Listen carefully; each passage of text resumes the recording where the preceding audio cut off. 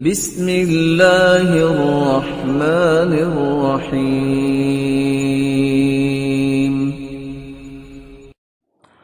سورۃ الفاتحہ ہر بیماری کے لیے شفا ہے۔ عصر حاضر کے بہت بڑے عالم دین راجووال کے پروفیسر عبید الرحمن محسن حفظہ اللہ تعالی بیان فرماتے ہیں، کہتے ہیں میرے کالج میں کولیگ تھے ایک پروفیسر، اور وہ شادی نہیں کرواتے تھے، تو میں نے ان سے پوچھا کہ شادی کیوں نہیں کرواتے؟ کہنے لگے مجھے بلڈ کینسر ہے، پتہ نہیں کتنے سال زندگی ہے، اور شادی کروں گا، بیوی بعد میں تکلیف میں، بچے تکلیف میں، ان کی زندگی گزرے گی، پتہ نہیں کتنی دیر بیماری ہے، بیماری ایسی لا علاج ہے، پتہ نہیں کس دن مر جانا، اس لیے میں شادی نہیں کرواتا۔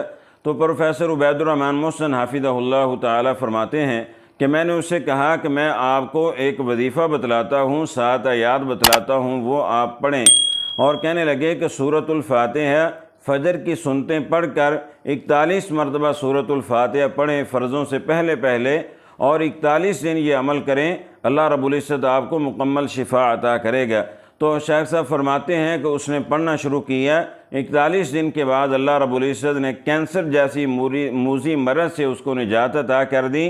اب اس نے شادی بھی کی ہے، بچے بھی اللہ نے عطا کیے ہیں، اور اللہ رب العزت کی توفیق سے بڑی اچھی اس کی زندگی گزر رہی۔ اور اسی طرح قرآن کے بہت بڑے مفسر اور محدث مولانا عبدالسلام بھٹوی رحمۃ اللہ علیہ فرماتے ہیں، اپنا واقعہ انہوں نے سورۃ الفاتحہ کی تفسیر میں بیان کیا ہے۔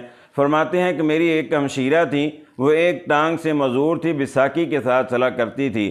اچانک ایسا ہوا کہ اس کی دوسری ٹانگ بالکل رک گئی اور وہ بیچاری اٹھ نہیں سکتی تھی۔ تو میرے والد صاحب کو کسی عالم دین نے بتلایا کہ سورۃ الفاتحہ پڑھ کر اس کو دم کریں۔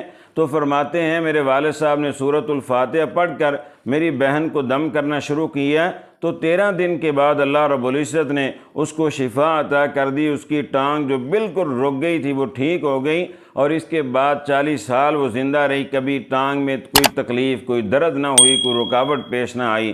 اور اسی طرح مفسر قرآن مولانا عبدالسلام بھٹوی رحمۃ اللہ علیہ فرماتے ہیں کہ مجھے بھی جب کوئی بیماری لاحق ہوتی ہے، میری کوشش ہوتی ہے کہ میں سورۃ الفاتحہ پڑھ کر اس کا علاج کروں، اور اللہ رب العزت فاتحہ کی برکت سے مجھے شفا عطا کرتا ہے۔